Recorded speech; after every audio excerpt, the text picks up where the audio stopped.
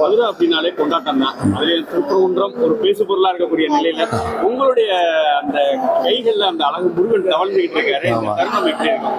இது ஒரு மிக மகிழ்ச்சியான ஒரு நேரம். கிறிஸ்துமஸ்னாலே என்னன்னா கடவுள் நம்மோடு தான். கடவுள் நம்மோடுனா ஒரு குழந்தை வடிவில் வர்றாருன்னா அது கடவுள் நம்மோடு இருக்கிறாருன்ற ஒரு மகிழ்ச்சியான செய்தி எல்லாருக்குமே.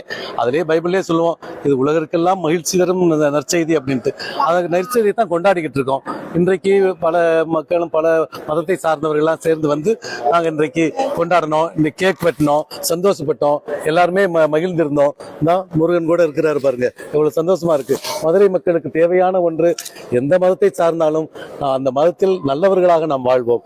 ஒரு இந்துவாக இருந்தால் நல்ல இந்துவாக இருக்கட்டும், ஒரு இஸ்லாமியராக இருந்தால் நல்ல இஸ்லாமியராக இருக்கட்டும், ஒரு கிறிஸ்தவராக இருந்தால் நல்ல கிறிஸ்தவராக இருக்கட்டும். ஏன்னா அடிப்படையிலே நாம் அனைவரும் மனிதர்கள் என்பதை நாம் புரிந்து கொள்வோம். இது ஒரு நம்முடைய இந்த ஆலயத்தை பொறுத்த வரைக்கும் வந்து கிறிஸ்துவர் அல்லாதவர்களும் வந்து பிரேயர் பண்ணக்கூடிய ஒரு நிலையில அனைத்து மதத்தினருமே வந்து இந்த கிறிஸ்துவ திருவிழாவில் கலந்துக்கிட்டாங்க. ஆமா, இது எப்படி இருக்கு? எதை நோக்கி போய்கிட்டு இருக்கு? இது ரொம்ப எனக்கே சென்ற வருடம் ஒரு ஆச்சரியமா இருந்தது. 50,000க்கு மேலான மக்கள் இங்க வர்றாங்க இந்த குடிலை பார்க்கறதுக்கு. இது எல்லா மதத்தை சார்ந்தவங்களும் வர்றாங்க. அதே ஒரு இந்த மதுரை மக்கள் சமத்துவத்தை, மதுரை மக்கள் மகிழ்ச்சியை, நீதியை விரும்பக்கூடியவர்கள் அப்படின்னு காமிக்குது.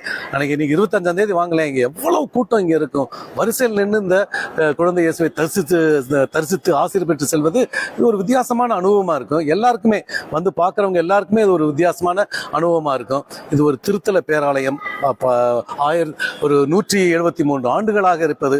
அதனால இந்த பழமை மிகுந்த நம்ம இதுல வந்து மதுரை வந்து பழமை மிகுந்த ஒரு நகரம்.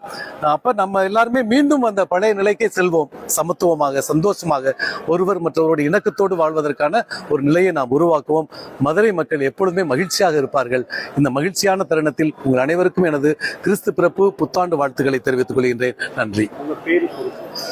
நான் father Henry Jerome, rector and parish priest, இங்கே பங்கு தந்தை, அதிபரன் மற்றும் பங்கு தந்தை, தூய மரியன்னை திருத்தலை பேராலயம்.